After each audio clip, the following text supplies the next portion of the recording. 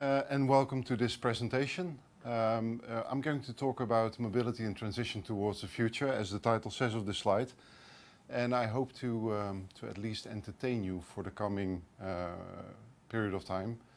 I know I'm in between, I'm in the last in the row of a number of presentations today, so I hope at least to give you some entertaining bits of what we do within VDL.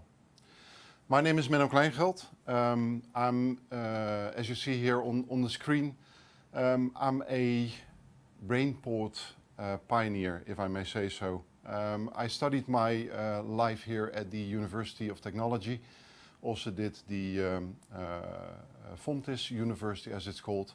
And then I made a short step outside of the region to the flower auction in Aalsmeer. And then I went to work for a company that I never thought and wanted to work for, being Philips. Philips was a place full of old people with dust coats on, 50 plus.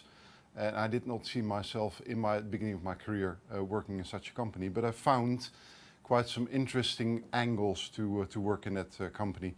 And as is stated on the slide, I've had various roles in disruptive innovation. And I think that is also what this talk is all about. It's all about pioneering and making sure that we can actually capitalize on the knowledge, the cooperation we have in this region to make sure that we actually make the next steps.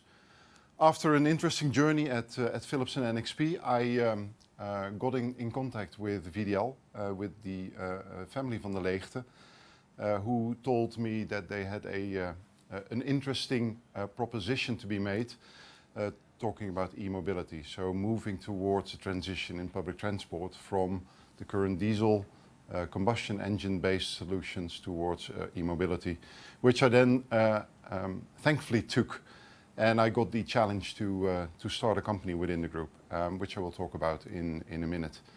At the moment, I'm responsible for digitization IT within VDL Group, but still with a profound love for automotive technology, and that is what I'm still working on a lot of the time as well.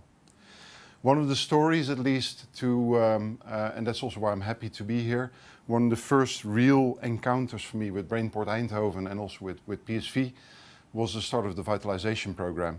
So if we talk about untold stories, I gradually took on quite some weight over time, to be honest. And at a certain moment in life, you do realize that it's no longer healthy to do it that way. So I joined the program and set myself a goal to change my lifestyle. And the program that was started within Brainport Eindhoven with the joint partners in that program, and through also the support of VDL as the company I worked for, allowed me to actually make that transition myself. So I went down 23 kilos in a year time and still keeping up with at least that current weight. So that is my transition, and maybe also an untold story that not even some of my colleagues may have heard. So if you have more questions about that, feel free to do so. I also joined the Jumbo talk earlier on today, which was talking about the Vitality app, which they have launched first for PSV, but also for the Visma Raad cycling team, and now make that available to the audience. So there's quite a number of bits in this whole program that actually should also appeal to you, wherever you come from. When we talk about VDL Group in numbers, and the slide is up here, we talk about a holding company of 105 companies in total. Although that may change, it can change almost overnight. We do slightly over 4.5 billion euros of turnover with a profit of around 100 million last year. Employing over 15,000 employees and active in quite some countries in the world.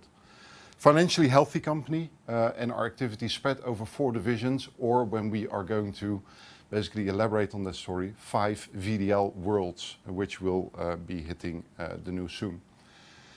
In my previous companies that I worked for, we always talked about shareholder value and all kinds of other KPIs. And when we talk about shareholder value in VDL, we actually talk about those 4 people. These are the shareholders of the company, and they actually walk around in the company almost on a daily basis. Willem, Jennifer and Peter for sure. And Wim almost on a daily basis still, although he has officially retired as president of the company, he's still active in our board as one of the supervisory members. Happy to work for this company, happy to work with a family, because it is a family with a vision, and I think that is very important also within this region. Some of the highlights of what we do within VDL Group, which you see in this picture here. Some of the work, some of the supply we do to ASML, also one of the Brainport partners here. Here you see the vacuum vessel on the top left of this picture. At the top right you see the electric buses that had their first signs of life within this region as well. And if we would walk outside of this building today, we could actually see them pass on the high-tech campus. Bottom left is one of the AGVs that is driving around in a mixed traffic situation at BASF, the chemical company in Ludwigshafen, Germany. And bottom right is some of the activity we do in Born, Limburg at VDL Netcar, where we are producing passenger cars, minis, but also BMWs within that same factory.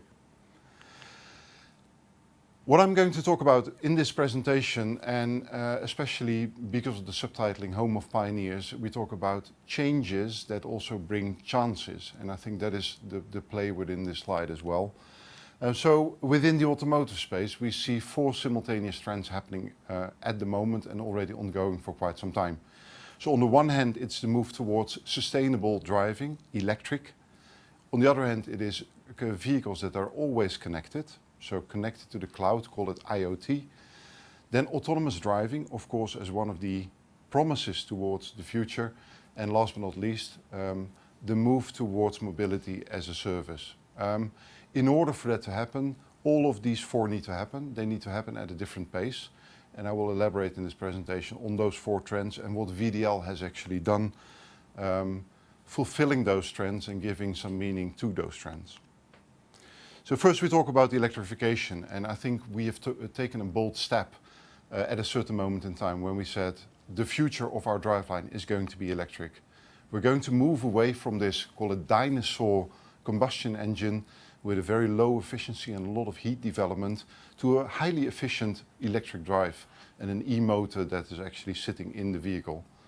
That also brings challenges, because on the other hand we move from a very easy to refuel gas or petrol, which is highly energy dense, towards a very difficult topic called batteries or hydrogen or all kinds of other chemical compositions that are used to store energy inside a vehicle.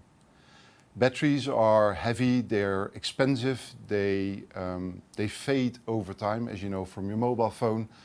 Hydrogen is still not widely available, although it's one of the smallest particles in nature.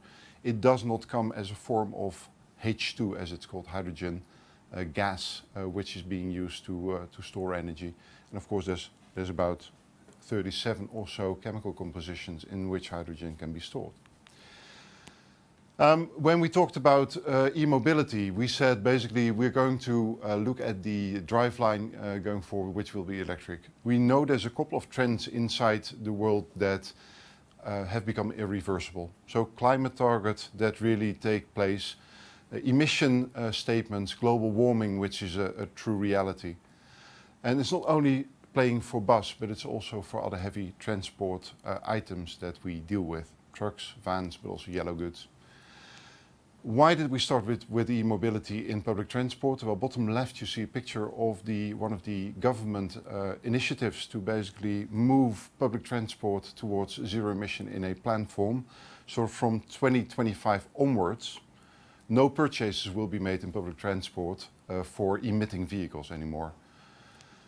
On the second note, from 2030 onwards, the whole fleet within the Netherlands needs to be replaced by zero-emission alternatives. And that is an opportunity we stepped into very early on and made sure that we could fulfill those promises. That means that not only your technology is changing, but also inside the company we're making massive changes to cope with this new technology.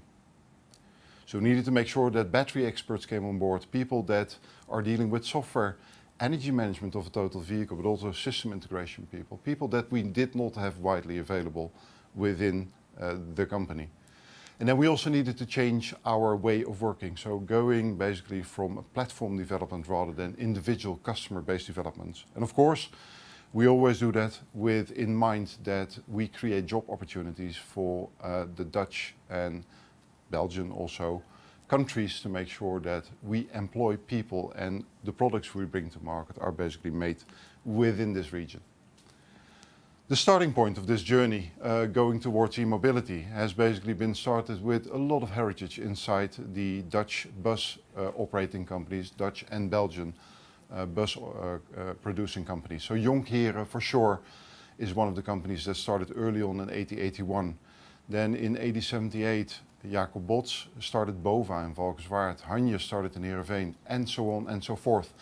All these companies have been joined together inside the VDL Group as VDL Bus and Coach, jointly representing over 500 years of experience. And you see some of those heritage pictures here in this slide. The challenge was basically with this new technology coming in to start a new activity, bringing together the knowledge and the experience that we had over time, but also make sure that we were not slowed down by people that said, hey, we've tried it before, it wouldn't work, let's not do it, technology is not ready, it will not happen, it will never happen.